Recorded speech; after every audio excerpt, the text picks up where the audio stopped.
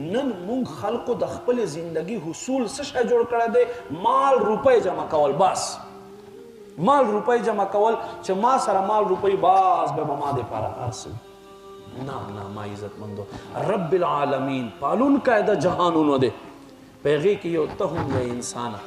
یو بزرگ فرمایي وی ای انسانه د ستا خېټه په دوه ډوډیو باندې مړیږي ډکیږي. یو مکعب خېټه د 3 کونو او دا په دوه ډوډیو باندې مړیږي، نو ته د خپلې خېټې له وجې نه جهنم ته بیا ولې ځې؟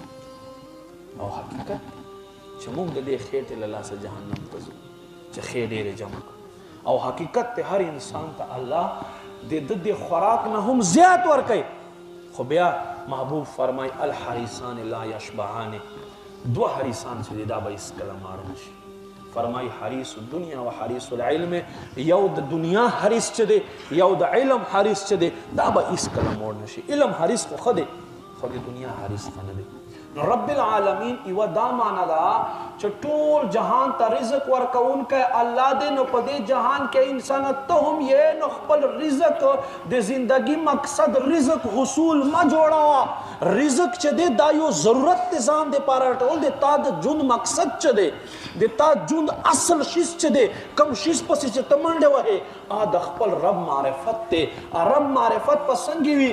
د ده په فرامینو باندې حکم کول، د ده مناهیو نه ځان چې کومو شیزونو مناهي کړې هغوی نه ځان ساتل، تب عباداتو په ذریعه خپل رب ته ورنږدې کېدل، خپل رب قرابت حاصلول، بیا به تا ته معرفات میلاو شي، د رب پہچان به درته میلاو شي، اغزاد طرف ته به لاړ شي. هغه هم خلکو چې یوه شپه به وه، په یوې شپه کې حضرت اویس کرنه څوک تپوس کوي جمعې اوږدې شپې وي، خلک په لماستي پکې ستړي شي. ای اویس کرني ته کله ټوله شپه ولاړې، ته کله ټوله شپه په سجده کې تېروې، ته کله ټوله شپه په رکوع کې تېره کې.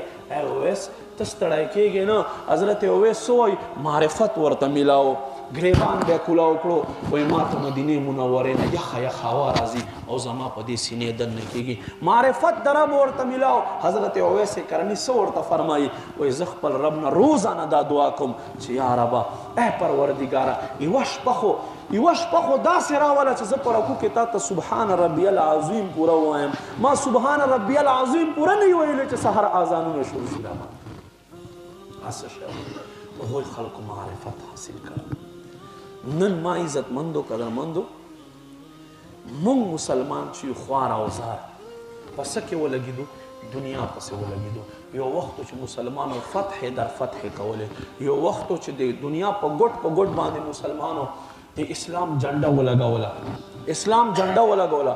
خو نن مونږ داسې په خپل معاشرتي انتظاماتو کې او خپل پریشانیو کې داسې گیر شو چې څوک لګیا ده څه کوي؟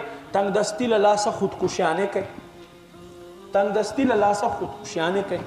څوک لګیا دی د دنیا په عیش و عشرت کې ډوب شوی دی، اړو پروا هم نشته دی. قرآن کې الله فرمایي یا ایها الانسان ما غرک بربک الکریم، ای انسانا ته خپل رب نه څه شیز په دوکه کې اچولی وي.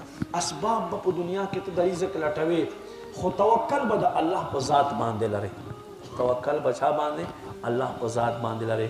ما عزت مندو را روان 18 جمادی الاخر د حضرت ابوبکر صدیق رضی الله تعالی عنہ دنیا نه د تګ تاریخ ته په دې تاریخ باندې 18 جمادی الاخر ته دنیا نه پرده کړي.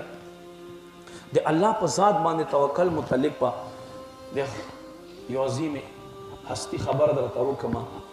غزوه تبوک کې محبوب فرمایل ای زما صحابه ډیر زیات ضرورت دی، ډیر زیات ضرورت دی، ګرمي دی، لرې سفر دی، یوه میاشت په یو خوا لګو بله میاشت په بل خوا لګو او هلته به چې څومره ټایم تېروو ډېر لرې سفر دی، کم از کم 3 میاشتې مونږ ته ځا دی رات پکار دی. هر یو صحابي ځي کوشش کوي. حضرت علی رضی الله تعالی عنہ فرمایي مونږ هر یو صحابي دا کوشش و چې زه له هر صحابي نه مخکې شم په نیکۍ کې.